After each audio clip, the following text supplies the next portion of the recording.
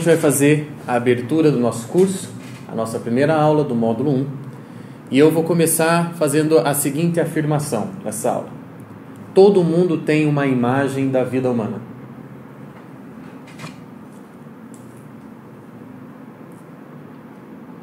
E essa imagem é decisiva para a tua instalação no mundo, a tua convivência com as outras pessoas, aquilo que você projeta para si mesmo, aquilo que você considera como bom, como ruim, como interessante, como desinteressante, etc. A imagem que você tem da vida humana determina em grande parte o teu modo de existir, quer dizer, a tua presença no mundo, né?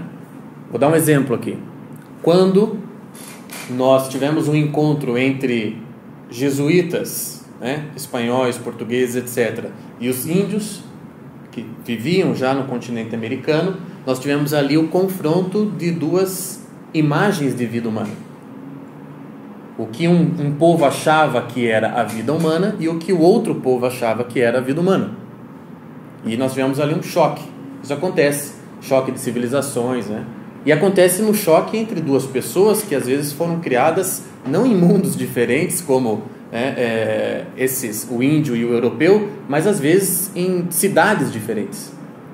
Às vezes aqui, no mesmo país, no Brasil, no Paraná, nós temos encontro de pessoas que tiveram uma criação diferente, tiveram alguns valores passados pela família, pela sociedade. Se cresceu numa cidade pequena, se cresceu numa metrópole. Eu que venho de cidade pequena, do interior do Paraná, tive essa experiência de confronto, né, de imagem da vida. O que era a vida humana para mim, senão almejar certas coisas que eram aquelas que tinham me sido apresentadas lá em Telêmaco Borba, interior do Paraná. E no momento que eu cheguei em Curitiba, a vida humana parece que ampliou um pouquinho para mim. Opa, também existe isso, existe aquilo outro que eu achei que não existisse.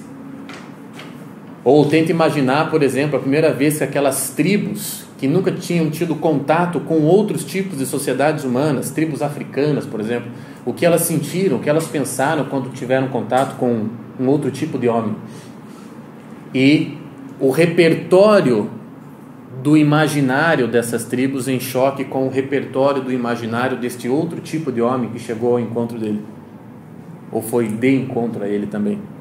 Quer dizer, todo mundo tem uma imagem da vida humana. E não só todo mundo tem uma imagem da vida humana, como também todo mundo projeta, todo mundo faz planos, todo mundo almeja, todo mundo sonha conforme a imagem de vida humana que tem. Veja, a seguinte frase: isto aí é subhumano. Será que ela seria dita por todos nós em todas as situações? Todos nós consideraríamos abaixo do humano as mesmas situações, os mesmos atos, as mesmas realidades? O canibalismo é subhumano ou não? Depende da imagem da vida humana que você tem. Nós sabemos que na história do cristianismo, por exemplo, principalmente a Igreja Católica, fez questão de deixar muito claro para os fiéis, para as pessoas que levavam a sério a mensagem cristã, ela fez questão, e foi amadurecendo isso ao longo da história dela, de deixar claro o que significava a dignidade da pessoa humana. Isso nem sempre foi claro, né? Então, por exemplo, na Roma Antiga, na própria Grécia, nos povos orientais antigos, nós tínhamos um descarte da vida humana muito maior. Nós tínhamos assim, uma valorização da vida humana muito menor do que passamos a ter com o cristianismo, por exemplo. Quer dizer, algo aconteceu, algum conteúdo foi acrescentado à imagem de vida humana que nós passamos a ter a partir do cristianismo. Só para dar um exemplo. A imagem foi sendo encorpada, foi ganhando novos elementos. Quer ver outro exemplo? Um exemplo acho que bem didático. Você pega aquelas representações dos homens das cavernas, quando eles desenhavam a tribo. quando eles desenhavam um evento da tribo, ou desenhavam apenas ali na sua própria caverna uma cena da vida cotidiana dele, né? Então o sujeito matando um mamute, né? Todo mundo já viu esse tipo de desenho, livro, apostila, filme, ou já pôde ver lá, visitar um lugar que tinha lá essas fontes históricas. Você sabe como era aquele desenho, um desenho bem esquemático, né? O famoso desenho de pauzinho, que todo mundo aprende a fazer quando é pequeno, né? Com poucas cores, com quase nenhum detalhe, enfim, né? Muito rudimentar. As pinturas rupestres, etc. Compare esta imagem da vida humana com um quadro de Rafael, com um quadro de Goya, com um quadro de Da Vinci, com um filme, por exemplo, me digam um cineasta que vocês gostam, de Bergman. Pega um filme de Bergman, que é uma imagem da vida humana, retratando uma área, uma situação, um drama humano, né? Enfim, ele retratou dramas humanos em geral. Pega um filme de Bergman e compara com a pintura rupestre. O que aconteceu de lá para cá? Por que aquele desenhozinho esquemático que a gente tem que, né, se esforçar para interpretar, acho que aqui é ele caçando um mamute. O que aconteceu de lá para cá, para o filme do Bergman? O que foi enriquecido? O que foi preenchido de detalhes?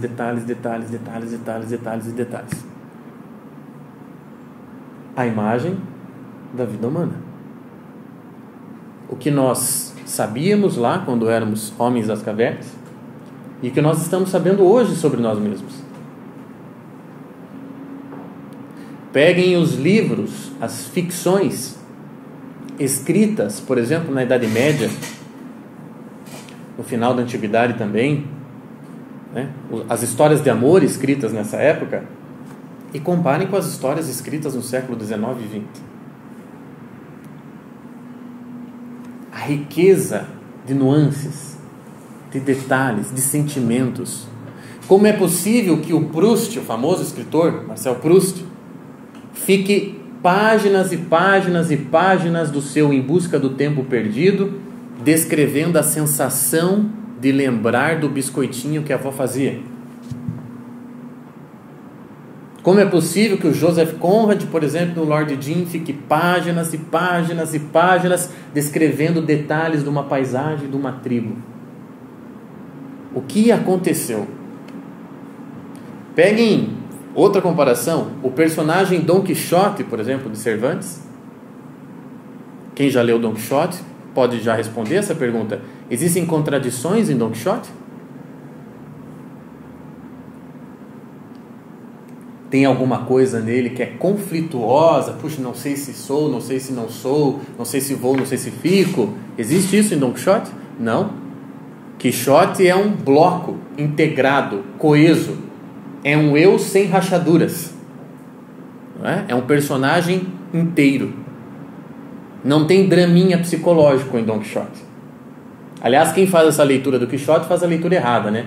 Quando a gente perguntar sobre o que é a história de Dom Quixote, é um sujeito que enlouqueceu achando que... Não é bem isso.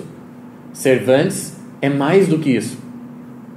O autor não está contando para nós a história de um homem que enlouqueceu lendo romances de cavalaria. Ele está nos contando a história de um homem que escolheu uma coisa só. Claro, em tom cômico, usando da sátira, brincando com o leitor, fazendo-lhe usar a espada contra os moinhos de vento, mas tudo aquilo, todo aquele caráter anedótico da coisa é para nos dizer, olha, transforma-se o amador na coisa amada. De tanto amar a cavalaria, ele tornou-se um cavaleiro. Então, quando eu comparo Quixote, século XVII, início do século XVII, com Raskolnikov, de Crime e Castigo, de Dostoiévski, século XVIII, ou com a Madame Bovary, o que eu tenho? Do Quixote para a Madame Bovary. A Madame Bovary, desde a primeira linha do livro, você fica, mas que mulher, ela não sabe o que ela quer, ela não sabe de quem ela gosta, ela não sabe se ela quer essa vida ou aquela, ela acha que ela se apaixona por aquele, não é? É um conflito só a mulher, não é? E por que isso foi representado? Por que o autor do Madame Bovary, por que ele precisou fazer isso, né? Flaubert disse, né? Madame Bovary sou eu, inclusive. Ele estava querendo dizer que ali tem algo da vida humana que ele percebeu. Os draminhas psicológicos. Que na minha terra aprendi isso e dou muito valor para aquela sabedoria do interior, algumas coisas, né? A gente não pode ser provinciano, mas a gente pode amar a cultura do interior. E na cultura do interior a gente falaria assim para Madame Bovary: vai lavar um pouco de roupa que já passa, né? Esses draminhas assim, ó, já um tanquinho cheio resolve, né? Um pouco de roupa suja para ter que esfregar, já passa isso aí. E não precisava do Rivotril, né?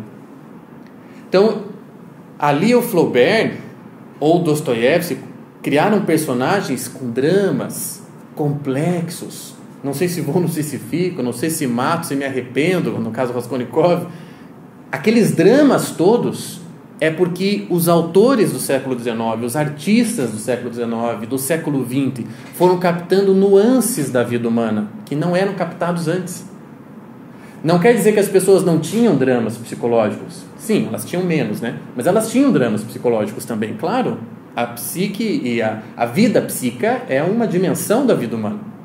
Mas ela não era digna de exemplificação pela arte.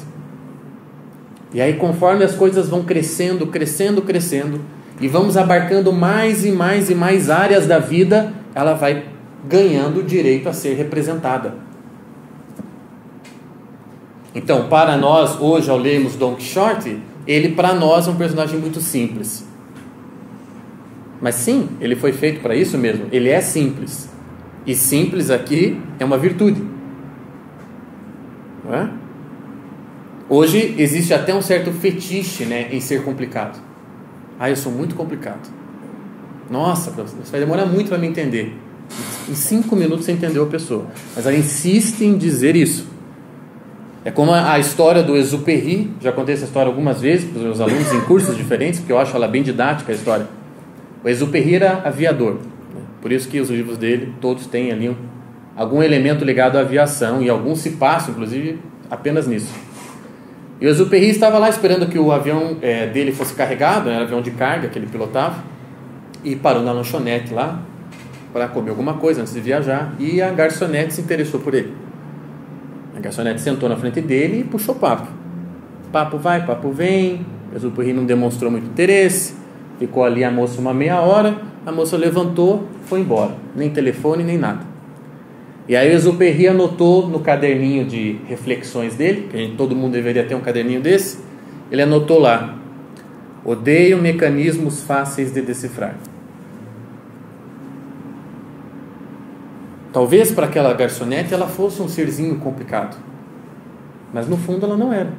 Era, aliás, muito fácil de ser compreendido.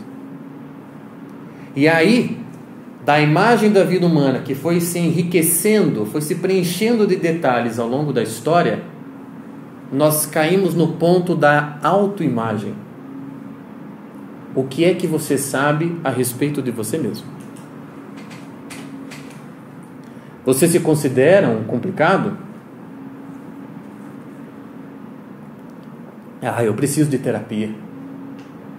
A minha vida é uma loucura. Ah, se eu ganhasse R$1 cada vez que eu escuto isso. A minha vida é uma loucura. A minha vida é... Nossa, não sabe, minha vida é muito complicada. Então vamos pôr aqui, preto no branco, e vamos ver por que sua vida é complicada. Porque, olha, o meu marido, ele não quer comprar um apartamento de 3 quartos. E eu já falei que no de 2 eu não fico, porque eu quero poder receber meus amigos para jantar, Muito bem. Então essa é a complicação. Essa é a complicação. E os menores dramas, né, as coisas mais corriqueiras e bobas da vida, tornam-se realmente mais dramáticas do que elas são.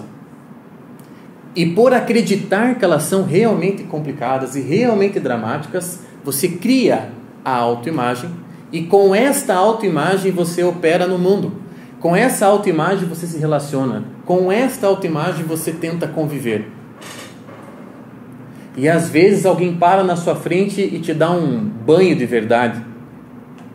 Escuta, nunca te disseram que você é muito fora da casinha. Escuta, nunca te disseram que você é muito chato? Nunca te disseram que você é muito ranzinza, né? Todos nós já fomos confrontados em alguma coisa assim, né? Você nunca se percebeu? Não é possível que você nunca tenha visto isso de você. Que você é arrogante, que você é isso, que você é aquilo. E aí, nós todos que temos uma autoimagem, entramos em choque com aquela autoimagem. Opa, eu sou isso ou não sou? Existem tipos de reflexo a esse confronto. Tem aquele que prefere não revisitar a si mesmo, né? Em hipótese alguma. Ele diz, não, eu não sou isso aí. E nós partimos pro ataque daí. Não, o quê? Você está pensando o quê? Você que fica vendo isso nas pessoas? Eu não sou nada disso. Então, eu não estou em questão. Né? Eu acho que eu sou Dom Quixote, mas eu não sou, né? Eu acho que eu sei quem eu sou, que é uma das frases de Quixote. Ele diz textualmente, eu sei quem sou. Eu sei quem eu sou. E ele sabe mesmo. Então, a gente acha que a gente é Quixote quando a gente reage desse jeito. Não, o que você está falando de mim? Você não me conhece, eu não sou isso. Esse é um primeiro tipo de reação. O segundo tipo é daquela pessoa que a gente poderia dizer o seguinte, olha, insegurança a define. Porque se eu falar para ela, olha, você é um pouco cruel. Meu Deus, eu sou cruel. E agora? Eu sou cruel. E o que eu vou fazer com isso? Eu sou cruel. E agora? Eu nunca tinha percebido isso em mim. O que eu vou fazer com tanta crueldade? Meu Deus, como eu sou cruel. Aquela pessoa que não tem a menor sombra, né? Ela não tem a menor pista também de quem ela é. A autoimagem dela é toda esburacada, toda feita de massinha de modelar, e qualquer um que chegue e dê um apertão, transforma ela. Existe esse tipo de gente também. São, como a gente fala, as alminhas de algodão, assim, você faz assim, ó, você vai desfazendo. E às vezes essas pessoas com alminhas de algodão são muito convictas em algumas coisas, né? Mas quando confrontados, assim, minimamente, desaba. Eu sempre brinco assim, ó, existe um sujeito chamado ateísta. Ateísta é aquele que, além de ateu, ele pratica aquilo, ele defende, ele estuda, ele lê, ele argumenta, né? Esse é aquele que você vai debater com ele na universidade, você vai lá tentar, enfim, né? O sujeito, aqueles debates mais calorosos que acontecem em muitas universidades norte-americanas e europeias, né? Tem um ateísta do lado e um religioso do outro. Agora, existe aquele que é o ateu. E com ateu eu tenho preguiça. Porque em meia hora a gente põe ele em choque com ele mesmo. É só você ter um pouco de paciência, que você deixa o sujeito com um monte de ponto de interrogação na cabeça.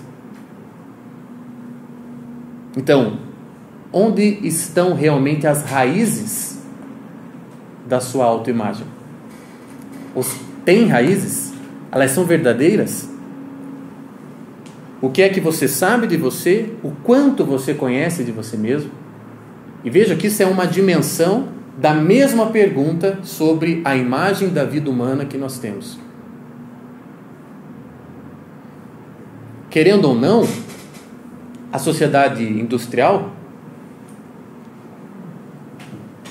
a sociedade pós-revolução industrial, sociedade capitalista, etc., ela trouxe um perigo no qual nós acabamos caindo, né? Esse risco aconteceu, nós deixamos que ele acontecesse, que ele se efetivasse o risco, que foi o risco da massificação.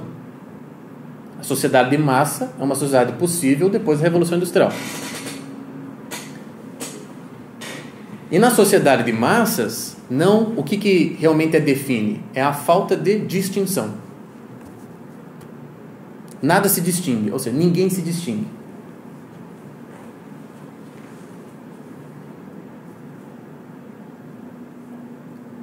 Então, até mesmo a imagem da vida humana é uma imagem massificada. Veja que coisa interessante.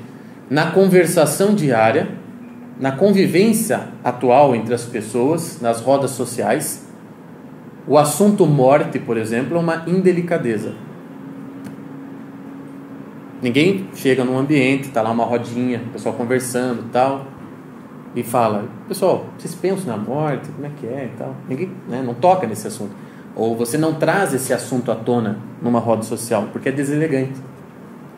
A morte é um conteúdo, veja, um conteúdo da vida, inexorável, mas que não faz parte da conversação. Então, quando uma coisa não faz parte da conversação, quando uma coisa não é atualizada constantemente, a realidade dela é que é perdida pelo homem. Hoje nós podemos dizer, a realidade da morte foi perdida. Perdida. Tanto é, vamos provar aqui agora o argumento, que quando alguém morre, a gente é tomado de assalto. Morreu. Sim, morreu. Ele estava vivo, né? Então, por isso que ele morreu, porque acontece isso. As pessoas morrem. E isso é uma condição da e nós somos tomados de assalto. E nós chegamos ainda a dizer assim, nossa, mas morreu tão novo. Então, o conteúdo foi tirado da conversação, portanto, a imagem da vida foi retalhada, é o conteúdo morte, que nunca deveria ter saído, estou pegando ele como exemplo, foi retalhado, a realidade que esse conteúdo representa, portanto, esquecida, a imagem da vida humana diminuída, e por isso, quando ela acontece, somos tomados de assalto. E como o exemplo da morte, muitas outras coisas. Quer dizer, na nossa imagem da vida humana, será que está presente, está atualizado, principalmente está atualizada a dimensão imortal da vida humana? A imortalidade da pessoa humana? Isso faz parte dos teus pensamentos diários, faz parte do teu diário, do que você conta para você mesmo no travesseiro?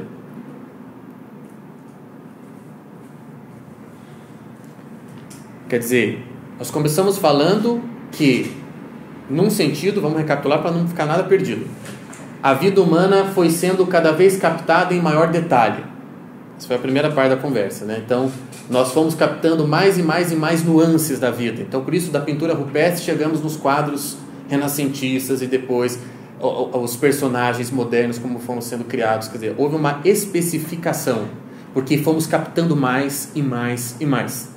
Assim como acontece com a ciência, né? Que descobre uma coisa hoje, outra amanhã. Quer dizer, houve esse progresso. Nós sabemos mais sobre o ser humano. Temos essa capacidade, pelo menos, de saber mais sobre a vida humana, mais sobre nós mesmos, hoje, do que tinha um homem séculos atrás. Segundo ponto, eu também tenho uma imagem de mim mesmo, né? Eu sou homem, eu sou humano, tenho uma imagem da vida, dessa espécie a qual eu pertenço, e uma imagem de mim mesmo.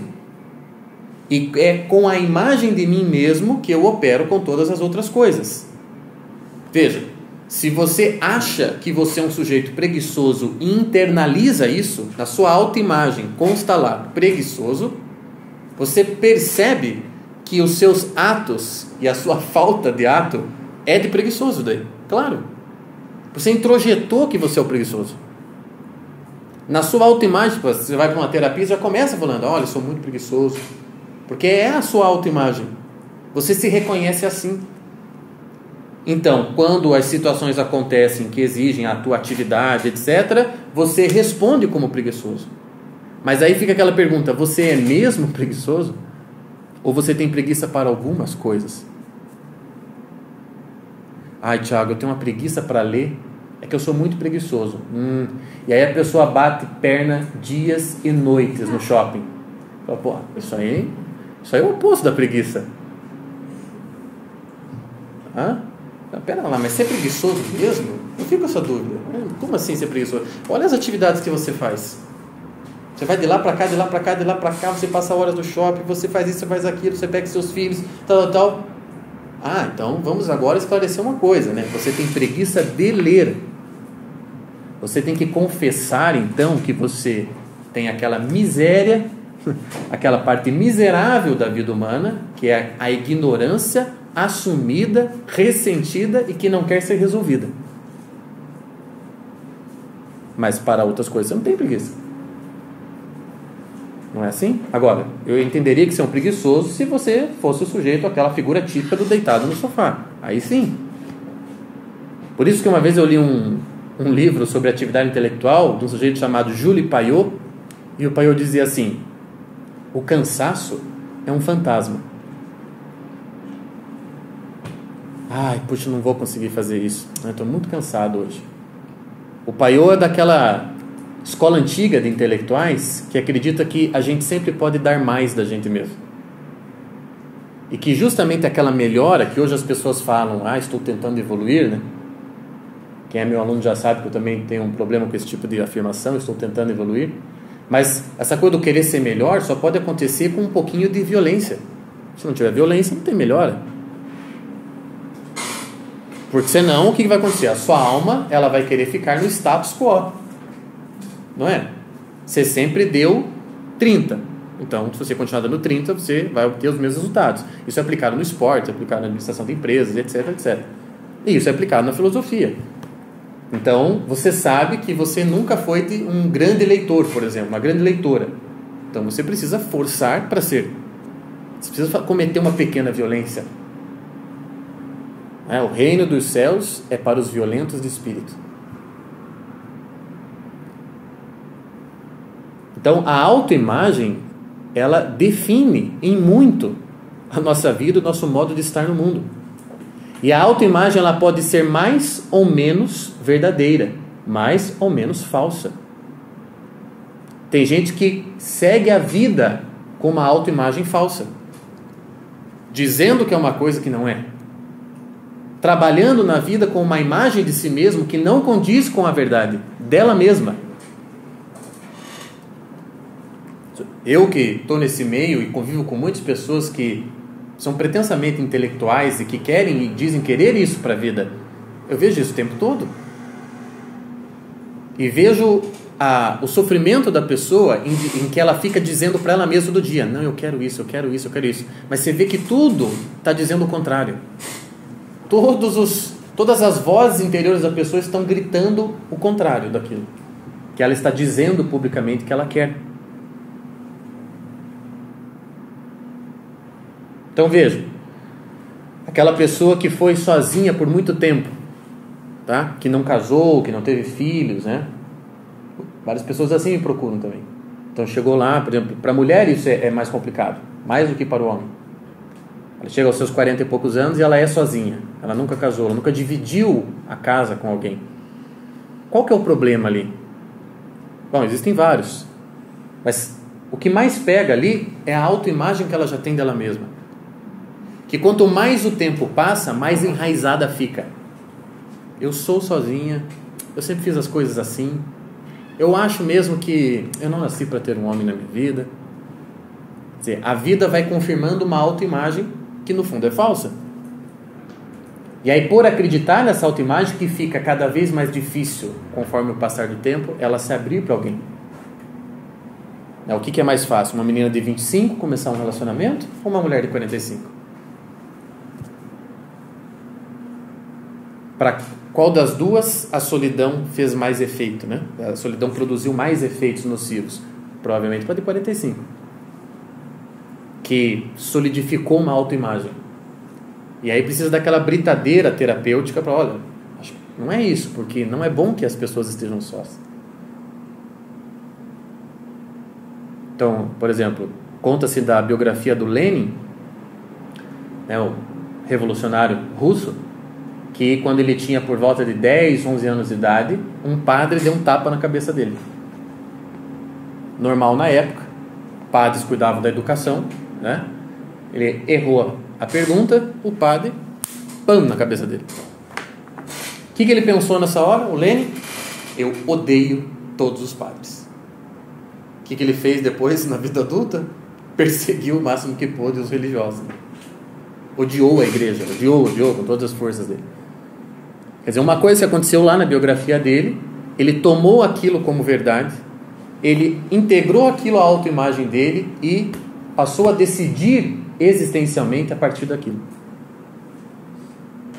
Veja, aquilo definiu uma biografia. Em parte, né?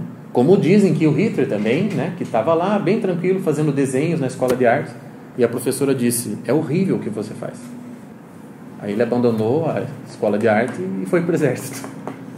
Se essa professora tivesse dito, não, fique aqui, né? Talvez você tenha futuro, quem sabe? Não teria acontecido o que aconteceu? Enfim. Então todos temos autoimagem e lidamos com ela com maior ou menor consciência. Quando que a coisa é falsa? Uma vez eu perguntei isso aos meus alunos de filosofia. Qual é a diferença entre mentira e falsidade?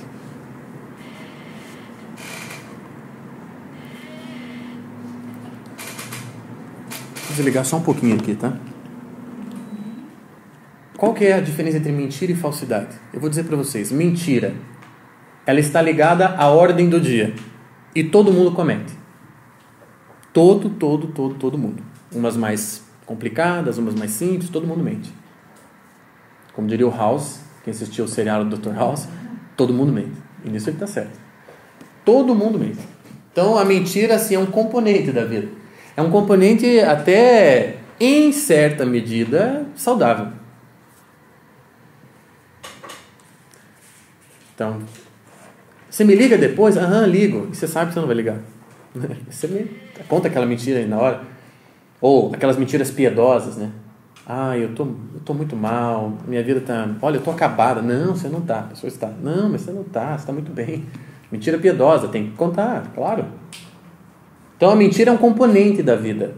Porém, a falsidade é quando as mentiras vão se entrelaçando, se entrecruzando. E uma rede de mentiras vai se formando na vida da pessoa ao ponto de que nada mais soa como verdade. Quer dizer, a falsidade é quando a gente concretiza uma rede de mentiras. A falsidade é o estágio final da mentira biográfica. Mentira biográfica, para deixar claro, são as mentiras que comprometem o teu destino, comprometem a tua vida. Não é a mesma coisa que mentir, eu vou te ligar e não liga. São aquelas mentiras que vão colocando você em xeque, a tua realização pessoal em xeque, a tua convivência com as pessoas, a tua capacidade de atingir a verdade. Essas mentiras mais sérias, mais profundas, comprometedoras, elas vão sendo repetidas, até que você não as percebe mais como mentira. Pronto, chegou a falsidade. Você já não distingue mais. Você é falso. Então, geralmente, quando a gente fala eu acho fulano muito falso, geralmente a gente está sendo rigoroso demais. Porque falsidade é algo muito sério. E quando a pessoa está nesse ponto, ela já é uma vítima, entendeu? Ela já nem sabe mais onde é que ela está. Ela vive um tipo de neurose. Neurose é uma mentira que você contou para você mesmo e que você esqueceu que contou. A pessoa chega na vida adulta falando, odeio o homem. Mulheres, que eu já escutei falando isso, odeio o homem. Odeia mesmo? Desde quando? E aí você investiga na história da pessoa e vê que aconteceu um fato na história dela que fez ela não gostar de tal homem e fez depois ela generalizar aquilo para os homens e ela não lembra mais que ela mentiu naquele ponto. Então cria-se uma neurose. Então vê o quanto a autoimagem é determinante. É determinante por quê? Porque de acordo com o que você acha que sabe a seu respeito, você faz os teus planos. Não é?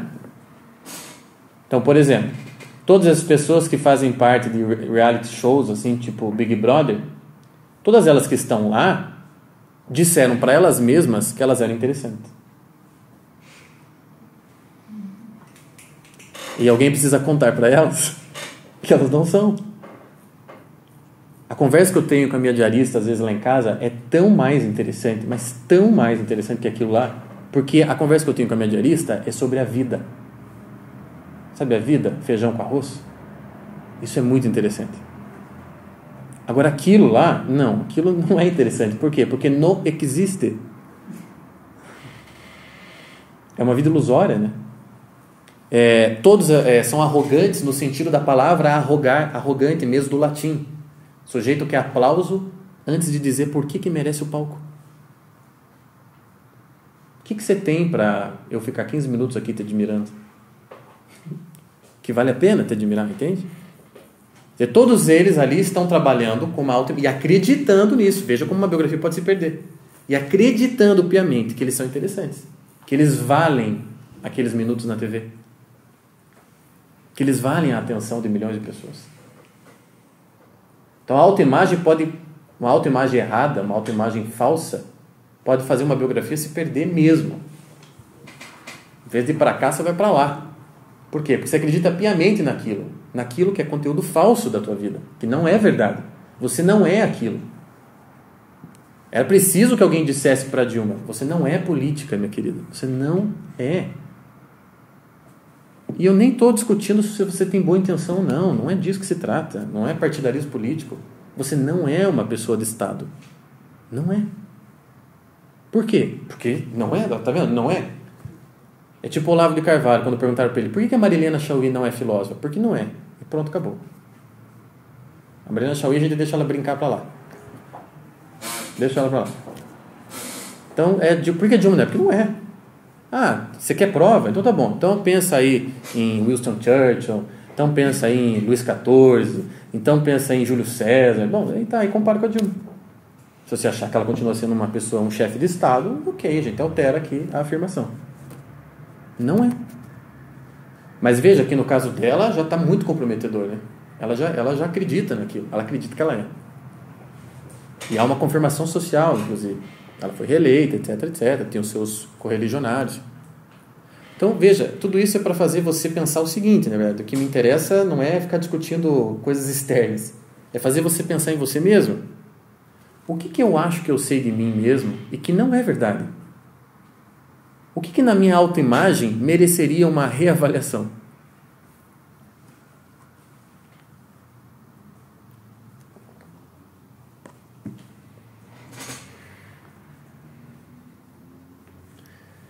Veja, quando o Olavo de Carvalho diz que o grande problema hoje é um problema de imaginação, ele está querendo dizer o seguinte, gente: quem imagina errado, faz errado, executa errado.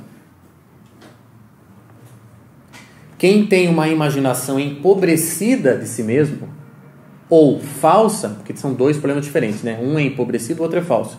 Mas os dois são nefastos. Quem tem imaginação empobrecida almeja aquilo que faz parte das mínimas possibilidades de quem tem imaginação empobrecida. Quem tem uma autoimagem falsa de si mesmo projeta, faz planos falsos para si mesmo. Quem vai dizer para o latino que ele não é cantor? Quem? Não é? Não, né? Ele não me perguntou, eu que não vou dizer.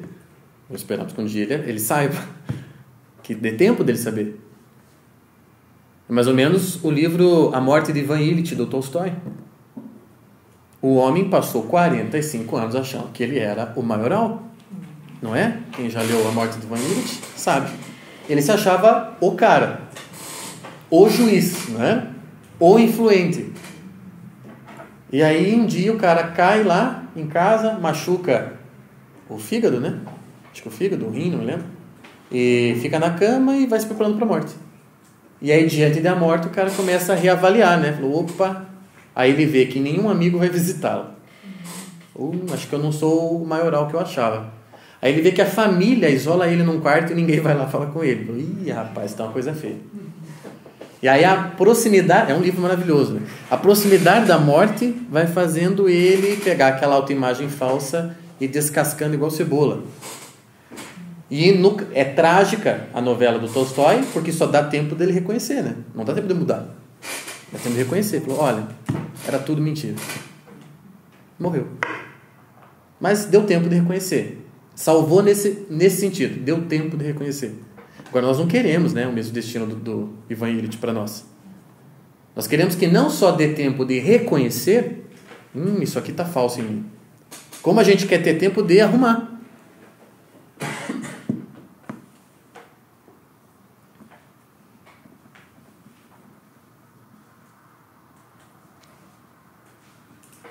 E aí, na sociedade de massas, que eu tinha falado da Revolução Industrial, o que acontece na sociedade de massa? As pessoas têm os mesmos sonhos.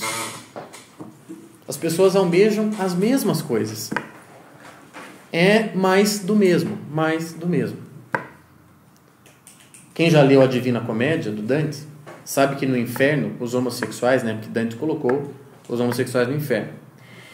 Sabe que lá, como que é a condenação dos homossexuais no inferno de Dante? Eles estão lá num dos círculos do inferno e eles ficam dando volta eternamente, os homossexuais. O que o Dante está querendo dizer? O homossexual é aquele que quer mais do mesmo. Então, assim, nós vivemos uma existência infernal quando queremos mais do mesmo, mais do mesmo. Pegue os adolescentes da favela, do batel, de onde vocês quiserem, ponham todos numa sala e perguntem o que vocês querem da vida. Vocês vão ouvir mais do mesmo. Por que você vai ouvir mais do mesmo? Porque a imaginação deles é desse tamanho.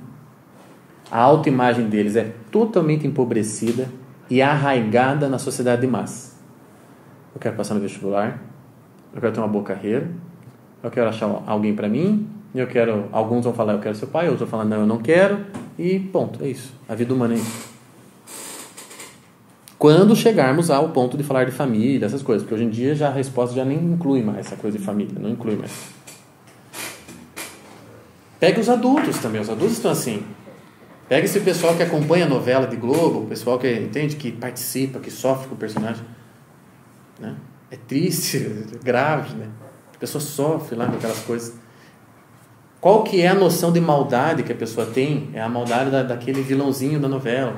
Qual que é a noção de amor que a pessoa tem? É aquela, daquele casalzinho que ficou a novela inteira tentando ficar junto. Entende? Se eu pegar o livro Os Noivos, do Alessandro Manzoni, e der para essa pessoa ler, falar, você quer conhecer uma história de amor? Então é o seguinte, lê isso aqui, Os Noivos. Você vai conhecer uma história de amor linda, de um amor verdadeiro, profundo. Isso aqui é amor. Mas isso não está no horizonte de consciência da pessoa, mas está longe, ela não sabe nem que existe, né? Manzoni, de comer, ela não sabe. Eu estou falando tudo isso porque eu já fui assim, né? Claro, né? E tem um monte de outras ignorâncias dentro de mim ainda, mas eu também já perguntei se era de comer. Estou exagerando aqui para passar para vocês exatamente o sentido do nosso tipo de ignorância, de empobrecimento. Quer dizer, a minha noção de vida humana era as da novela da Globo. A dignidade da vida humana para mim era algo parecido com aquilo que eu assistia. Então, por exemplo, qual é a noção de dever que as pessoas têm hoje? Quando a gente assiste aquelas séries ou lê livros que se ambientam na Idade Média, início da Idade Moderna, você vê cavaleiros, aquelas damas, né? E que o sujeito está lá fazendo uma coisa que vai contra ele mesmo, mas ele faz porque é um dever. E ele dá a vida por aquilo, por aquela pessoa, pelo castelo e tal. Aquilo praticamente se perdeu.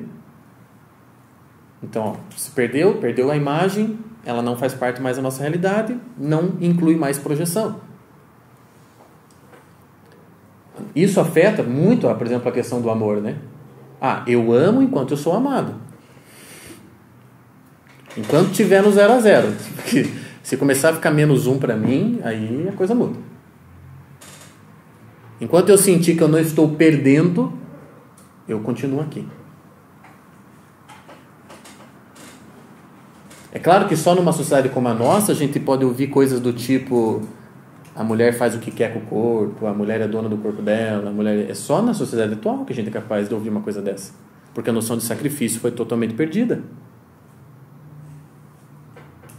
Totalmente perdida. Você não é capaz de se sacrificar por alguém. De matar um apetite teu para promover o outro. Quer dizer, aquela noção de amor, de amar, é fomentar a existência do outro na eternidade. Isso foi perdido. Sabe aquela coisa que eu diminua para que ele cresça? Meu Deus, isso... Com que casais isso acontece? Que os dois estão preocupados em levantar o outro. Então veja, se essa noção de amor foi perdida, a imagem humana foi alterada por essa perda. Santo Agostinho dizia: o problema do homem é que ele ama o que deveria usar e usa o que deveria amar.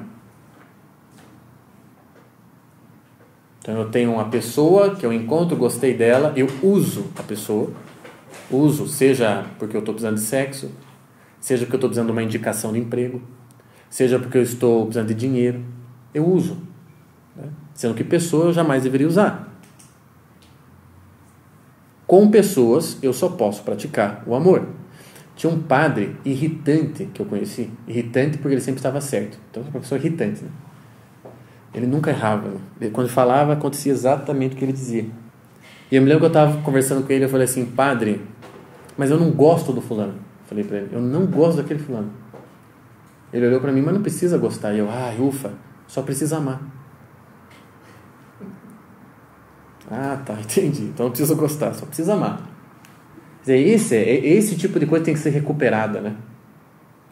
Então, da imagem da vida humana, que precisa ser ampliada, que precisa ser assumida em tudo que já foi descoberto sobre a vida humana. Nós precisamos resgatar tudo aquilo que já se sabe sobre a vida humana e que dignifica verdadeiramente a vida humana. Nós chegamos ao ponto do o que eu sei sobre mim mesmo. E o quanto dos meus projetos são verdadeiramente pessoais ou são macaqueações dos projetos de massa. Quer dizer, qual projeto seu que é verdadeiramente seu e de mais ninguém? Me diga uma coisa que você quer fazer, que você sente que deve fazer e que ninguém mais pode fazer.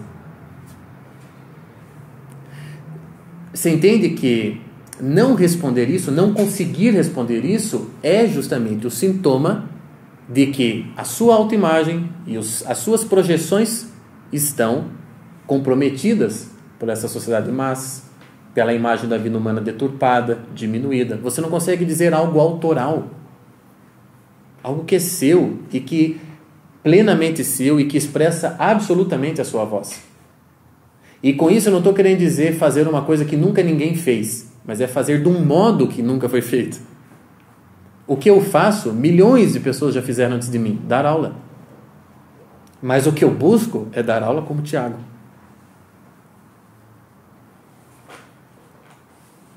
Então nisso chegamos na dimensão pessoal, né? E aí, essa dimensão pessoal, eu vou precisar explicar. Vou ligar de novo o ar, que deu uma esquentadinha de novo, né? Vou explicar para vocês agora duas coisas que o Julián Marías, que é o filósofo que eu mais vou usar ao longo de todo esse curso, né, a quem eu devo grande parte do que eu sei. O Julián Marías, ele explica o seguinte, olha, a minha vida, ele diz assim, em primeira pessoa ele fala, a minha vida é uma estrutura, tente pensar nisso, tá? A minha vida é uma estrutura, um prédio, uma estrutura. Conhecer essa estrutura é uma análise. Por quê? Porque ela me é própria, ela faz parte de mim. Então ele chama assim, a vida pessoal de cada um, ele chama de estrutura analítica. Isso está lá no livro Antropologia e Metafísica, que é o livro máximo dele. Então, cada um aqui é uma estrutura analítica. Tá? A gente está entrando agora no campo da antropologia. Então, você é capaz de conhecer a si mesmo e analisar a si mesmo porque você é uma estrutura, ou seja, você é inteligível. Se você não fosse uma estrutura, você seria ininteligível. Por quê? Porque você não teria ordem. Se você não tem ordem, você não pode ser conhecido. Certo? Então assim, o universo é ordenado ou é caótico? Essa pergunta não precisa nem ser colocada. É claro que é ordenado, porque senão eu não poderia conhecê-lo. Se ele fosse o caos, o que eu acabei de saber não vale mais no segundo seguinte. Então nós podemos fazer até projeções sobre o universo, podemos elaborar nossas teorias sobre o universo e perceber que há coisas que são perenes no universo, porque o universo tem ordem. Então eu, Tiago, sou uma estrutura ordenada. E quando eu estou pensando sobre a minha vida, eu estou praticando o que o Julián Marías fala de análise da minha estrutura. Essa é a estrutura analítica. Porém, nós pertencemos a uma espécie. E há coisas que são condição da espécie, que são elementos estruturais da espécie, dos homens, que estão em mim, estão nele, nela, em todo mundo aqui, todo mundo que for humano, os que nascerem e os que vão nascer. Isso Julián Marías chama de estrutura empírica. Então, por exemplo, linguagem faz parte da estrutura analítica ou da estrutura empírica? Empírica. Ok? Agora olha que coisa fantástica. Querer dizer algo é estrutura empírica ou analítica? Entenderam? A estrutura analítica é a tua parcela na estrutura empírica. É o teu preenchimento pessoal. É a tua realidade radical diante da realidade humana.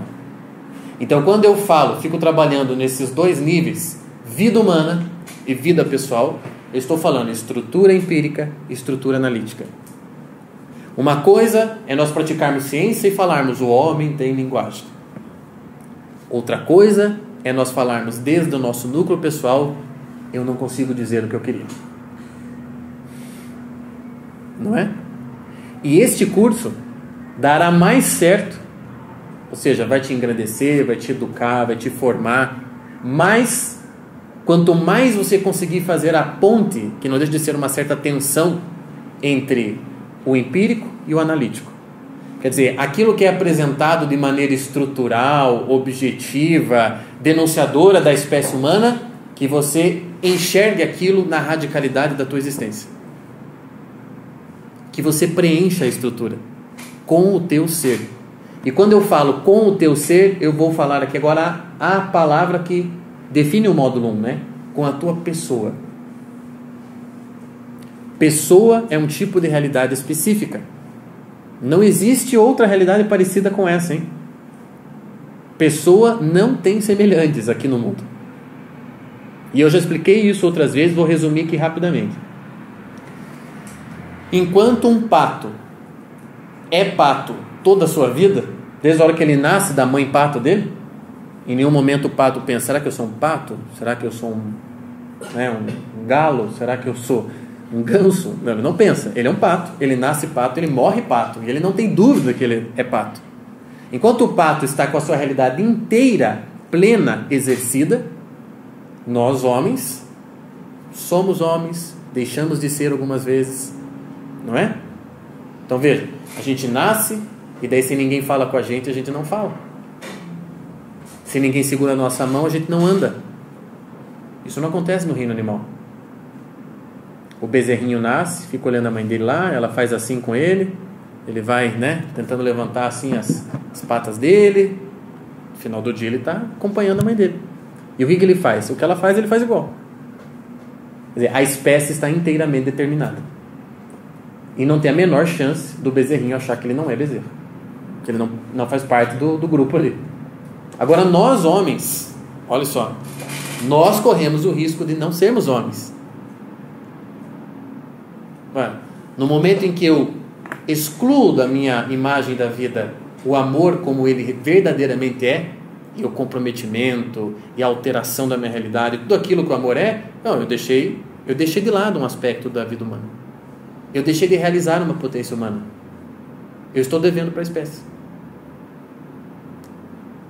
No momento em que eu não descobri minha vocação, não sei bem por que eu nasci para esse mundo aqui, realizo o meu dever, realizo o meu trabalho, cumpro minhas obrigações, mas eu não sei bem o que eu estou fazendo aqui, eu estou deixando de realizar um aspecto da vida humana, da dimensão da pessoa que só existe para a pessoa.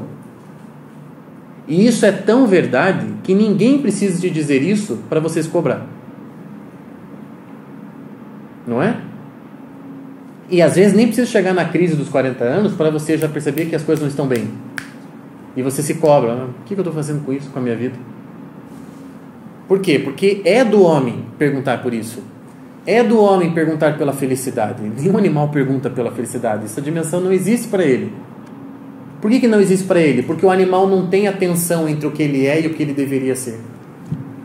Nós temos essa tensão entre o que nós somos e o que nós deveríamos ser, o que nós gostaríamos de ser. É essa tensão que nos define. E o não cumprimento dos objetivos que nós mesmos traçamos para nós, é isso que nos deixa culpados. É isso que nos faz sentir mal de tomar as gotinhas para dormir à noite. E buscar o terapeuta. E ler o livro de autoajuda. Porque a gente está em débito com a gente mesmo. É nesse sentido que nós vivemos um inferno. Porque vivemos uma vida inferior à que poderíamos estar vivendo. Nenhum animal está devendo para a espécie dele. Nenhum cachorro está sendo mais ou menos cachorro. Agora, homens estão sendo mais ou menos homens. Aconteceu há uns 4 ou 5 anos no Ceará. Contei também uma vez essa história lá no Solar do Rosário. Pai, mãe e filha chegaram em casa à noite.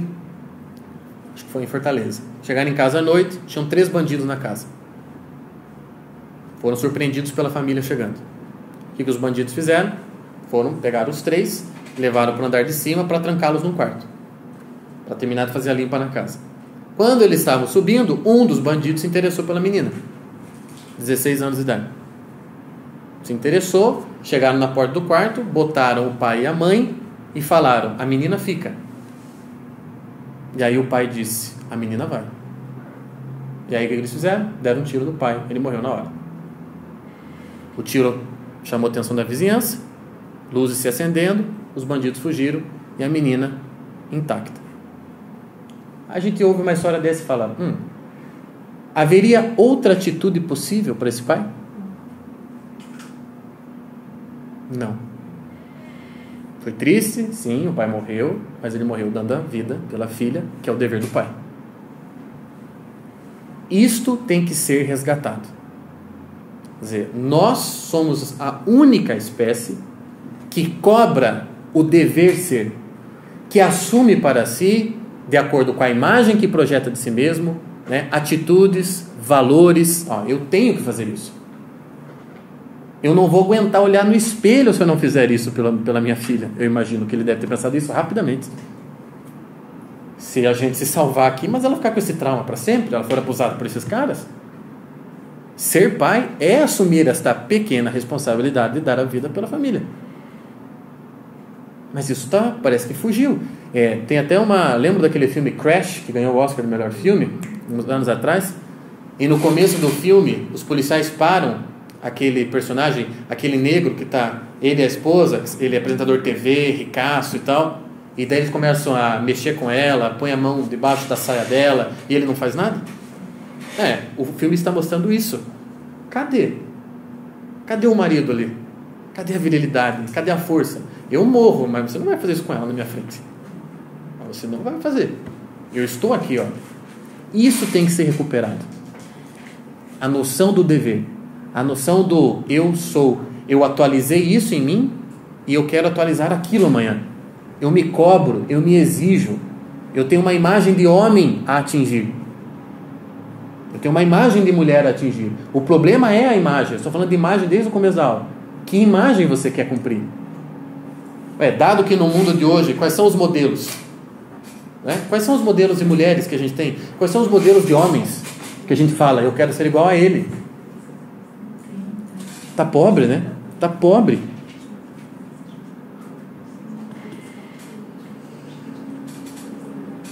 Quero falar mais uma coisinha só. Só ver como é que está o nosso tempo aqui, para não ficar tão cansativo. O Rolê Marias diz ainda que a pessoa tem 3 dimensões. Vou terminar falando essas coisas.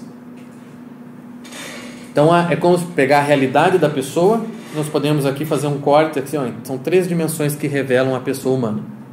A mais superficial dessas dimensões é a que ele chama de dimensão social. Então olha só, quando a gente nasce, vocês percebem que a gente já nasce convivendo? Não é? Por mais que você tenha crescido, por exemplo, só com a sua mãe ali no comecinho, seu pai não ficava lá, né? Ou só você, teu pai e tua mãe, ou você, teus irmãos, teu pai, tua mãe, a avó, o tio, todo mundo morava junto, não importa, a gente já nasce convivendo.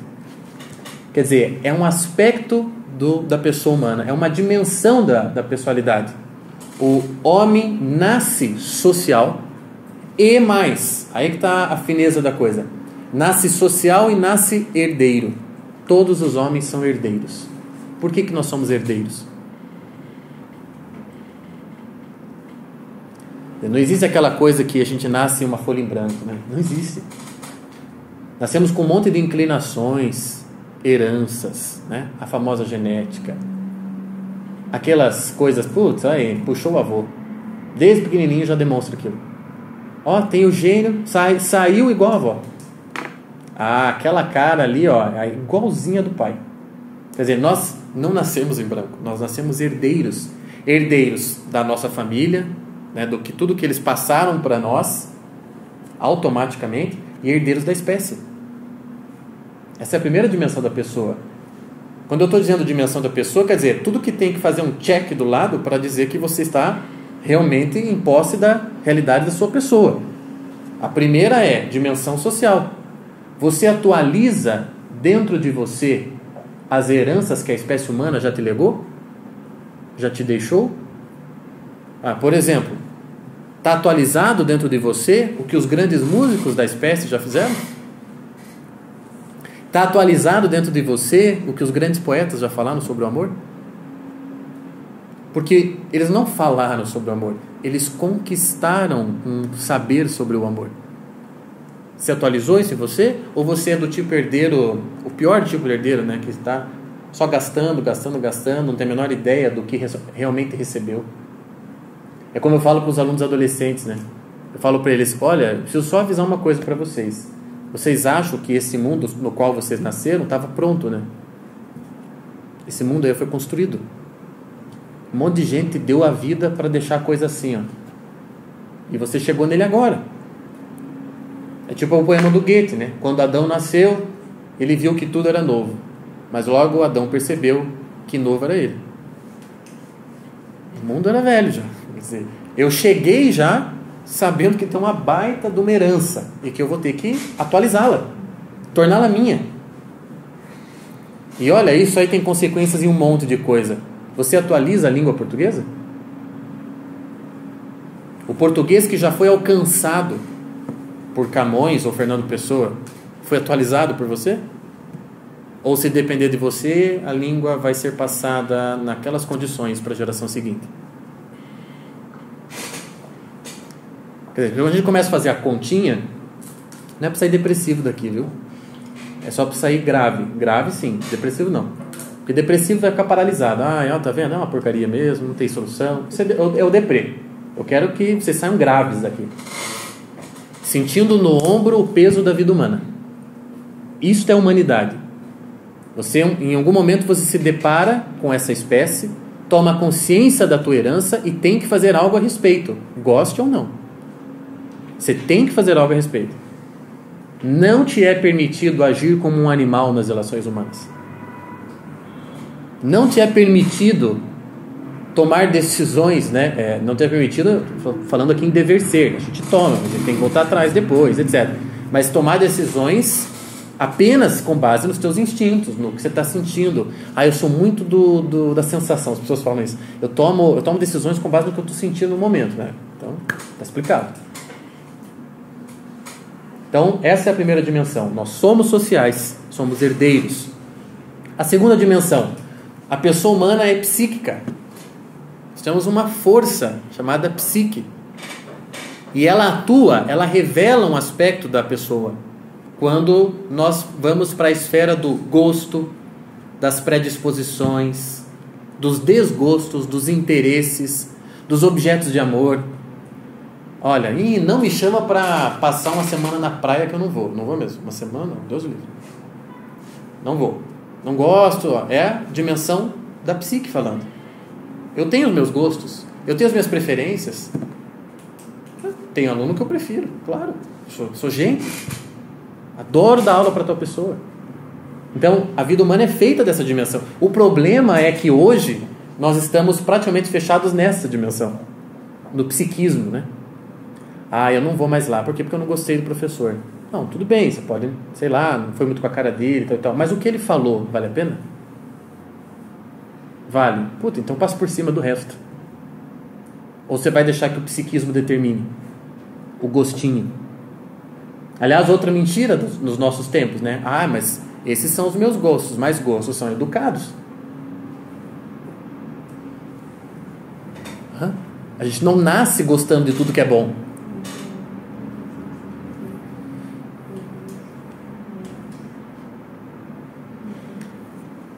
Quando a gente fala dos nossos amores, quando a gente fala da nossa família, quando a gente, né, se remete à nossa própria história, a gente está sempre falando desse nível psíquico.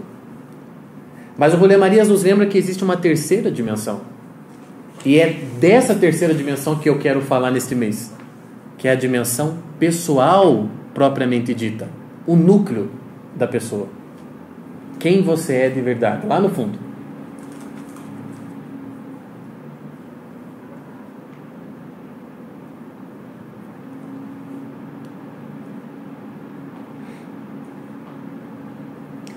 Quando a gente diz, eu quero tanto fazer tal coisa, quer mesmo? Eu gosto tanto disso, gosta mesmo? quando você diz que gosta, qual dimensão da pessoa está dizendo que gosta? É a mais profunda? É a mais denunciadora de quem você é? Porque se for, meu amigo, você vai até o fim naquilo. Porque aquilo é você.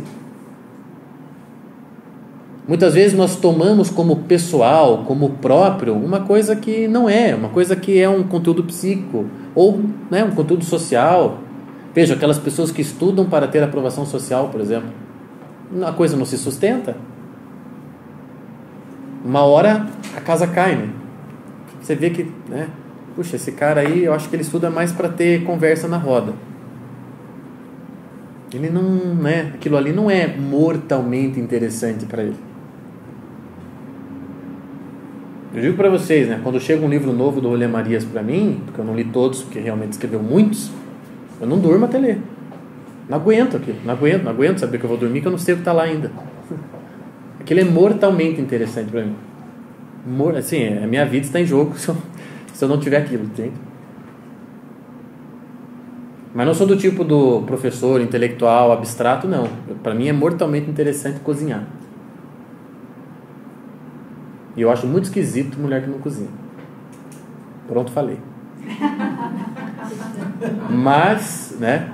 Não estou falando que a mulher tem que fazer no fogão. Estou falando que eu acho esquisito quem não gosta. Isso eu acho o meu direito de achar esquisito. Então, eu fico maravilhado de botar uma carne no forno e ela sair diferente depois. Eu fico maravilhado com aquilo. De eu acertar o tempero, né? Por isso que eu gosto da comida francesa. Então, isso aí é muito interessante para mim. Isso tem a ver muito com quem eu sou. Eu sou o cara que gosta dessas coisas. Tanto é que faço isso sem precisar fazer com isso como profissão ou publicamente. Eu faço lá para mim e para minha família. Então, o que é teu propriamente dito? Entende agora o que eu quero dizer com o mapa do mundo pessoal? O que nós vamos fazer no primeiro módulo e que de certa forma estará presente em todo o curso? Nós vamos fazer uma cartografia da tua existência. Nós vamos tentar te ajudar a desenhar para você mesmo quem é você, onde você está, o que você quer, o que é importante realmente para você e o que não é. O que é estar no mundo de um jeito X, de um jeito Y.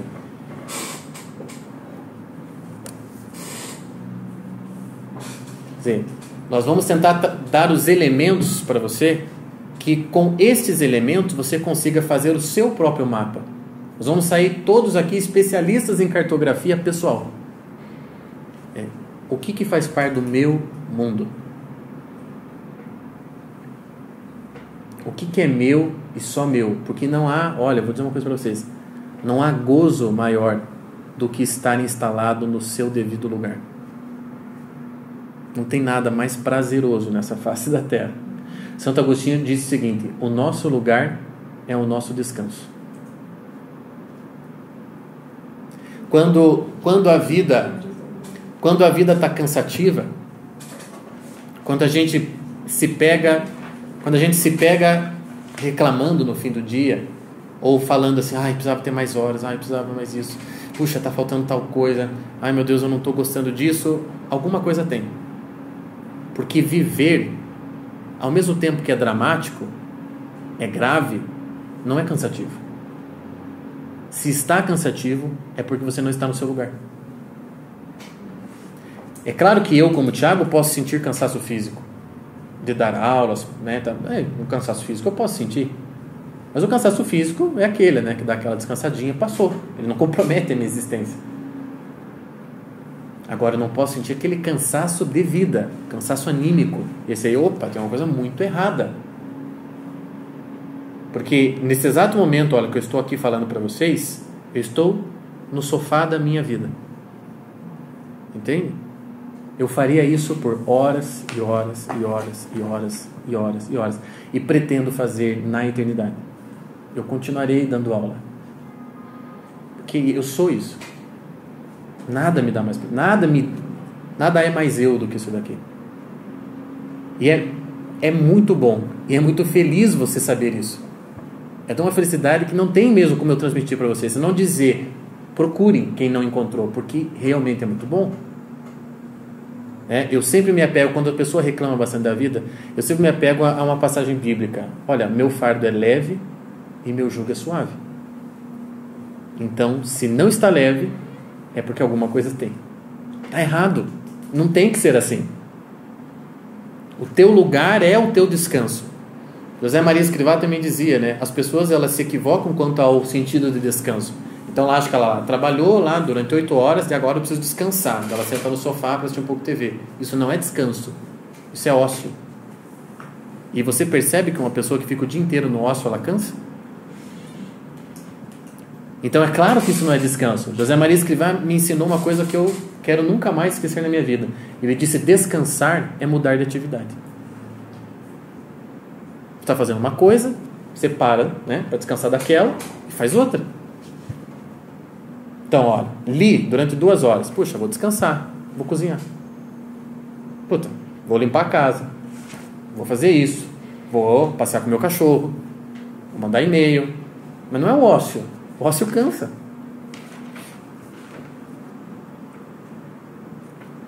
Então, concluindo, nós queremos fazer aqui a cartografia da nossa própria vida. Nós queremos desenhar o nosso próprio mapa.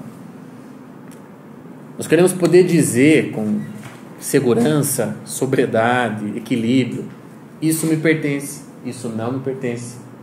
Isto é digno de mim, isso não é digno de mim. Isso merece ser atualizado como gente que eu sou, aspirante à espécie humana. Somos todos aspirantes à espécie humana. Isto não merece. É ter a leveza de poder dizer essas coisas, de afirmar categoricamente essas coisas. Grande parte do sofrimento que a gente sente hoje em dia, nessa vida mais louca aí que a gente acaba vivendo, é justamente por querer assumir coisas que não são nossas, muitas vezes. Por ter que dar importância para coisas que não são importantes para mim. Mas que, vejam, foi projetado como desejo pela sociedade de massas, ou engenharia social, o meu governante, o meu clube de amigos falou que eu tinha que gostar daquilo, então tá bom, então eu vou gostar também. Quer dizer, de onde brotam os desejos? São do núcleo pessoal? São do nível mais superficial? De onde vêm? São condizentes com a imagem e com a autoimagem que você tem ou não? Quer dizer, nós podemos agora permitir durante esse ano, para quem pretende ficar em todos os modos, ninguém é obrigado a assistir todos os modos, né? Você pode ir e voltar, óbvio, mas seria ideal que assistisse todos, mas nós podemos, ao longo desses 9 módulos, permitir um pouco de desinstalação para depois ver o que sobra. Permitir questionar certas coisas para depois juntar de novo. É o processo alquímico. Não acontece alquimia sem que antes se dissolvam certas coisas. O chumbo não vira ouro sem antes passar pelo processo, né, do fogo. Pelo processo do dissolve e coagula.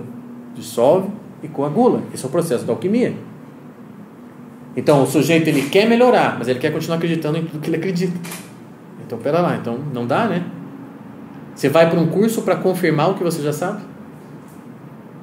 Você vai para um curso para ser confrontado. Entende? Você vai para um curso para, de certa forma, ser violentado mesmo. Violentado naquilo que você toma como certo. É a permissão disso, a permissão da dúvida, a permissão da desinstalação. Isto é sinal de inteligência. É assim que a gente aprende. Eu posso não gostar de Marx, mas eu permito que ele me ensine certas coisas que ele está certo. A economia é uma dimensão da vida humana. Em algumas coisas Marx está certo. E eu tenho que permitir que ele me ensine. Isto é sinal de inteligência. Inteligência é sinônimo de maleabilidade. Pode ver, pessoas muito rígidas no que elas dizem, no que elas pensam, no que elas... não são as mais inteligentes. Estão longe de ser as mais inteligentes.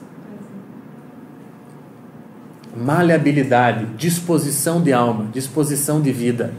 Me ensine, sabe? O gozo no aprender. Humildade diante do conhecimento. Então são 9 meses para permitir uma abertura que lá no final do 9º mês a gente coagula e vê o que fica. Aquilo ali, perfeito para mim. Putz, aquilo ali não sei, mas vê o que fica. É assim que a gente se altera. É assim que a gente melhora. Dúvidas?